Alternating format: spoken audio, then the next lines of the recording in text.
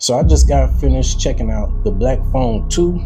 Black Phone 2, if you guys don't know about the first one is about Ethan Hawke, who plays the grabber. It has to do with a child being kidnapped, and he starts to get phone calls from a basement that he's being kept in. And phone calls are from dead spirits of other little kids that have been kidnapped. And the gist of that first movie is they are trying to talk him to escaping the grabber. So spoiler alert, at the end of the first movie, the boy ends up following the instructions of the dead little kids, if I recall correctly, and he ends up killing the grabber. And supposedly he goes on to live happily ever after. However, the Black Phone 2 is going to pick up with the boy who is now, it's 4 years later, so the boy is now a senior high school, and he's dealing with being traumatized from what the events that happened to him like 4 years ago. Now I'll admit, right off the bat, I actually thought it was pretty cool for them to like add that into the movie and show that he didn't just live happily ever after. He's actually dealing with those thoughts, and when dealing with those thoughts, now he's picking up habits of smoking weed, try to ease that pain, ease that stress. However, the grabber, although the grabber's dead, this is a little bit like the Nightmare on Elm Street, where although the grabber's dead, the grabber's spirit now begins to hunt the boy's little sister. That's pretty much where we have our movie. I'm not going to get into spoilers of the second movie, anything like that. I will say overall, I thought this was a solid, decent movie. Right off the bat, I can tell you right now, one of the things that was kind of shocking to me was the fact that this movie is a full 2 hours long. When I say the full 2 hours, I ain't talking about credits and nothing like that at all. It is a full 2 hours. And while watching this movie, I was like, wait a minute, where's the grabber? So it does take a while for the grabber to actually show up in this movie. For that part, I'm not gonna lie, that was a little bit of a letdown for me because that's what I came to see. I like how the grabber is now a supernatural entity. And I wanted to see what are some things they're going to do with that. So it took a while for that to get going, but once it got going, it absolutely got going. So the movie is pretty much, like I said, it's about the boy who is now dealing with, those thoughts and those feelings and those emotions of being kidnapped, like it traumatized her. The sister, she starts having nightmares, so she starts sleepwalking.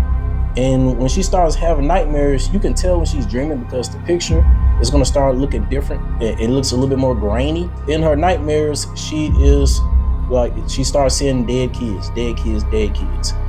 And then lo and behold, eventually she starts to get tortured and tormented by the grabber. And I thought that was like a kind of a scary element to put in there. Not scary element because it's the grabber. Obviously the grabber is supposed to be scary. But to be sleepwalking and your brother or friends are trying to wake you up and you can't get woken up and there's no one that can save you, you just kind of got to figure it out yourself in this dream world. I thought that was a cool little twist to put in. Don't get it twisted. When the grabber starts doing what he do, it can be seen in the real world. The grabber can't be seen, but he's more so going to be invisible to others except for the girl who is dreaming, who is seeing him in her dreams. And so, like I said, when the movie starts to pick up and get going, it gets going. The only thing is, I cannot lie, I absolutely dozed off during that first hour of the movie. It was a point that I was like, yeah, this ain't it. And I was about to go ahead and get up and walk straight up out of there. I did forget that the movie was rated R. I took my son to see that movie with me. He is 10 years old. And this is the crazy part, even he was starting to doze off during this movie. It's like nothing was happening. Nothing was happening. Shout out to this kid, by the way. This boy has an appetite out of this world. This kid ate not only his snacks, his food.